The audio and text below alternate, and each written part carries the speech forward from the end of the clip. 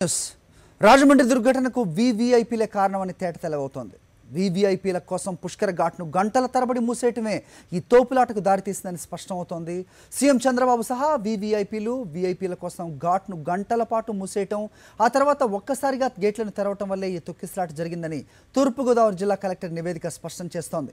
ప్రమాదంపై జిల్లా కలెక్టర్ ప్రభుత్వానికి నివేదిక పంపారు. పుష్కరాల ప్రారంభంలో నదిలో స్నానం చేయాలనే ఉత్సాహంతో మంగళవారం తెల్లవారుజామునే భక్తులు భారీగా తరలివచ్చారని పేర్కొన్న కలెక్టర్ గంటకు భక్తుల సంఖ్య పెరిగిందని తెలిపారు.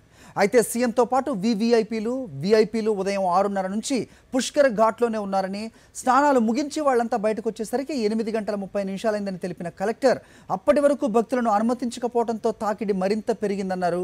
ఆ తర్వాత కూడా ఒక్క గేట్నే తెరవడంతో తొక్కిసలాట జరిగిందని చెప్తున్నారు.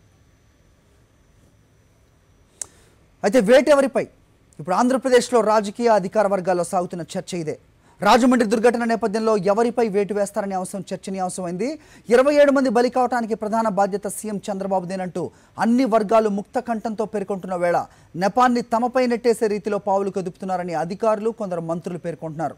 ఆ దుర్ఘటనను తమను బాధ్యులు చేసేందుకు రంగం సిద్ధం చేస్తున్నారని రెవెన్యూ, పోలీస్ అధికారులతో పాటు కొందరు మంత్రులు భయపడుతున్నారని తెలుస్తోంది.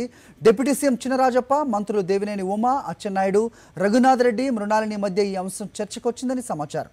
పోలీసు, రెవెన్యూ శాఖల్లో ఉన్నత స్థాయిలో ఒకరిద్దరు, జిల్లా స్థాయిలో 4-5 అధికారులపై వేటు తప్పదని, పరిస్థితిని బట్టి ఒకరిద్దరు మంత్రులను బాధ్యులను చేసేలా భారీ స్కెచ్ నడుస్తోందని తెలుస్తోంది.